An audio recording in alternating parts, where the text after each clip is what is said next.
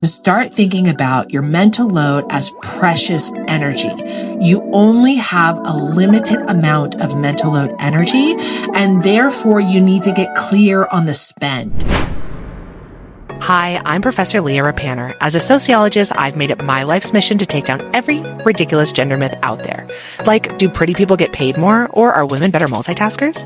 This is MissPerceived. Hi, everyone. Welcome to MissPerceived. On today's episode, I'm going to talk to you about something that maybe you've thought about, but maybe you haven't. It's come up across the interviews I've been doing for my new book called Drained: Reduce Your Mental Load to Do Less and Be More. And one of the things that I talk about is how do we understand the mental load? So this is what the book's setting out for you, right? The book is about, I need you to understand that the mental load is emotional thinking work, not just thinking work, emotional thinking work that we do to keep our work, our life, and our family running, that it has 8 different types, not 1, not 2, not even 3, but 8 different types: life organization, relationship hygiene, emotional support, dream building, safety, Medicare, individual upkeep, magic making. Maybe there's one more in there, but there's 8 different types. And it's done across 7 different stages. You have to anticipate, you have to remember, you have to execute, you have to delegate, and everything is made more heavy, more difficult, more overwhelming by the fact that our lives and our worlds are unpredictable. So just when you got some sort of plan about what you're going to do and how you're going to do it and where it's going to go, something comes up that you didn't anticipate. In my book, I talk about, for me, one morning, it was that the dog died. 7 a.m., picture it, envision it. You get up in the morning, you're like, what a great day. I can't wait to start work. And then you go outside to find your dog dead because he tried, he was not very well, honestly. Like, we feel RIP Spuds, we love you. He wasn't well, but I think the thing was he always tried to bring his food into the house because he didn't like to eat in the cold. And I think he maybe choked, or God came from him at that moment. And imagine that you're starting your day and your dog is literally dead outside, right? Dead outside on the porch.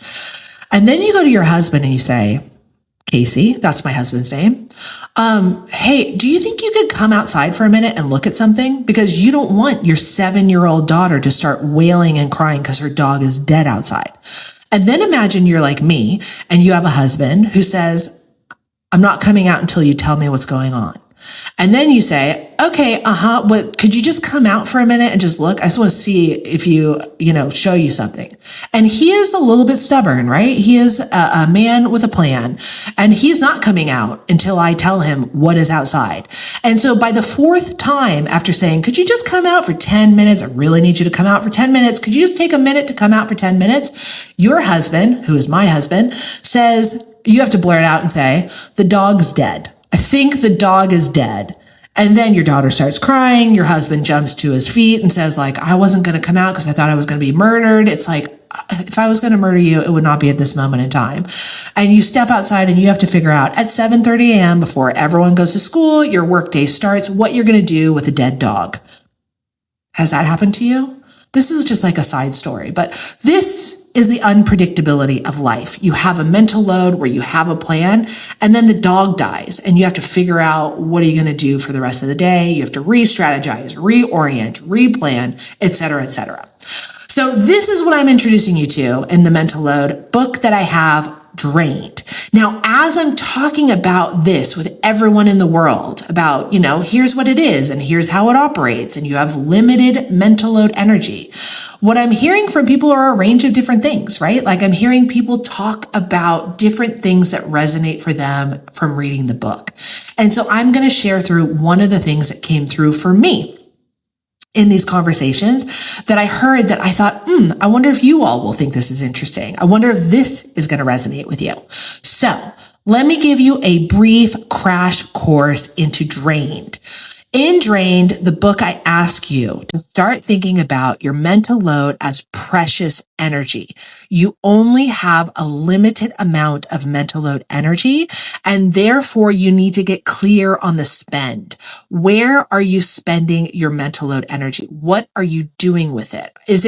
How is it going to these 8 categories? Or if you are like, Actually, there are 7 additional categories that it's going to. Let me know, because this is all research-backed, research-based, and your insights help to improve the research. So the first question is, you have limited energy, just like your money. Start to think about your mental load like money and start to figure out where it's going. How is it going across these 8 things? Now, as you do this, I also ask you to start to think about like, okay, what percentage of your mental load is going to each of these? Like if you have a certain amount of energy, just like a spend, how much money is going there? What percentage is going here and there and where? Not just yours, but also your spouse's. Maybe you have a grandparent in your life. Maybe you have a friend that helps you.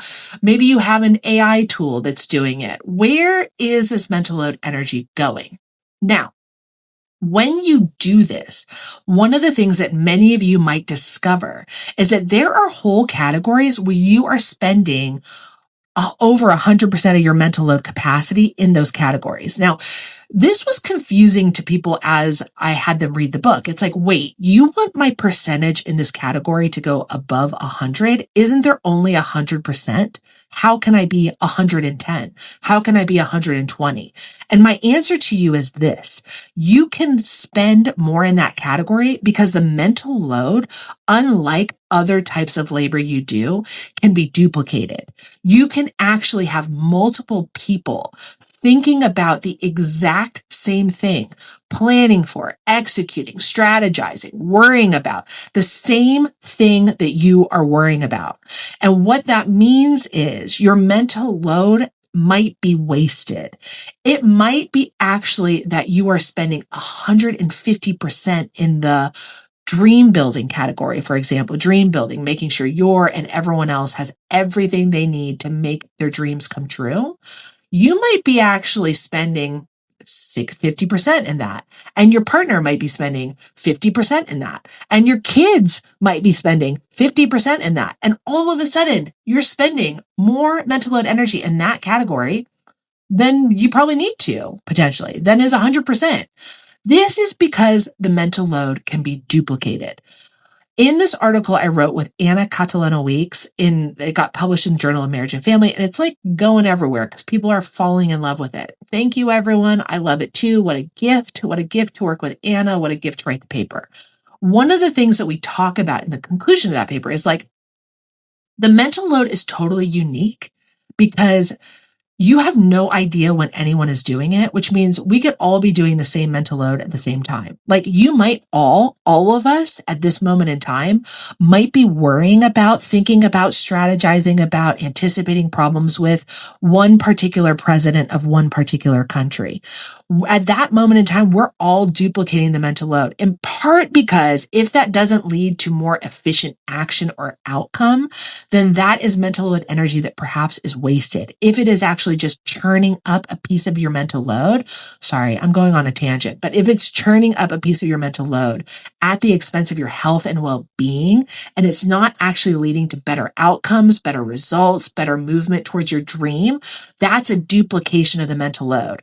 And that is actually inefficient. If you worked at a job and someone said to you, hey, Susan, because I envision you're all named Susan. Hey, Susan, today I would like you to take this data and information and I would like you to put it into this spreadsheet. Now, when Susan is done with doing that work, it is totally inefficient and a huge mistake to then say, John, because now I envision you all being named John too. John, can you go in now and take the exact same information and put it into the exact same spreadsheet? This is a waste of energy. If Susan has already done it and Susan's got it, we do not then ask John to come in and override or duplicate Susan's work. That is inefficient. That doesn't make sense. That's a waste of mental load energy. Let me give you an example in the home. Very rarely, although in some of the interviews this did happen, and I do have a chapter for y'all who are doing this, very rarely do you say, can you go do the dishes? And whoever does the dishes, Susan goes and does them, or John goes and does them. Do you then remove all the dishes from the dishwasher and put them back in? That is an inefficient use of your energy. You allocate the labor to one person. If John picks up the kids at school, Susan doesn't then go and pick up the kids too. Doesn't make sense. It's a duplication of work. And so, yes, of course, sometimes people have different standards. And yes, of course, sometimes people redo other people's work, both at work and at home. But in general, we don't start from zero and redo it because that is inefficient. Your mental load, though, you might be duplicating everywhere all the time. For example, if you are responsible for, say, safety of the house or dream building in your house, and so your mental load energy is like, I am worried that the door is locked, or I am thinking about, did my child apply for university? Or, is my child doing their homework? Your partner or spouse or child might be thinking about the exact same thing. So let's take the example of university or grades. If you are spending your mental load energy on that, and your child is also tracking it, and your husband is also tracking that, or your wife is also tracking that, that might not be an efficient use of your mental load energy. That actually might just be wasteful duplication. That would only be true, say for, did we lock the door at night? If then the door is locked and you're both thinking about it, that's a waste of your energy. If I'm asking you to start thinking about your mental load as precious, as limited, as only a certain capacity, and I'm telling you that across the interviews, I heard all about mental load burnout. I have a mental load burnout scale with 5 questions. If you want to take it, it's on LightenLab.com. We have an assessment totally free. I don't want any of your information. I'm not asking for your email. I'm not asking for you to tell me, so I can follow up with you. Don't you worry. I just want you to start measuring your mental load. But in there is our mental load burnout scale. And that is the idea of, do you wake up in the morning refreshed, or do you feel like you don't have enough energy? Do you have enough energy for opportunities in your life? Do you have enough mental load energy for challenges in your life? But if we find that people are saying my mental load is being burnt out, that I do not wake up with enough energy, that I actually feel like it's hard to start the day, that I find that I can't actually, meet the opportunities when they come for me, and you're burning through your mental load energy, and you got to figure out ways to reduce that. You got to figure out ways to credit your account. You got to figure out ways to get you back into surplus, either by preserving your mental load energy for the things that are really important to you, or by giving yourself the rest and relaxation. And one of the very simple, easiest ways to do this is to just start to figure out where you're duplicating. Figure out where you and your partner or spouse or grandparents or someone is duplicating this labor. When I talked about this in one of the interviews, one of the women who was there was saying, it's funny, like I'm supposed to go on a trip with my mom, and I've allocated that we're trying to figure out where we're going to go and how we're going to do it. And because we're both thinking about how do we make plans, we're both trying to figure out how to have a great vacation or holiday together, how to figure out what restaurant we want to go to. We're duplicating that. And actually what that leads to is much more conversation and calls and questions, because no one clearly owns the task, and we're both doing the same thing. This is exactly what Eve Rodsky's Fair Play cards ask you to do, is to delegate out the task and don't hold on to the mental load. And I am saying to you too, in addition to this, figure out where across these 8 categories you are duplicating it. You are doing the same thing that someone else is doing. Now, how do you do that? Practical tip? Well, the first is just to become aware of where your mental load is going. Like, where do you think it's going? Where do you think other people are also carrying it? And where do you see the duplication? Sometimes duplication might lead to better outcomes, but sometimes it won't. It's just a waste. So I want you to just start by bringing your attention and your awareness to things that you are thinking about across those 8 categories. And then I want you to start thinking about, are other people in my life also doing that work?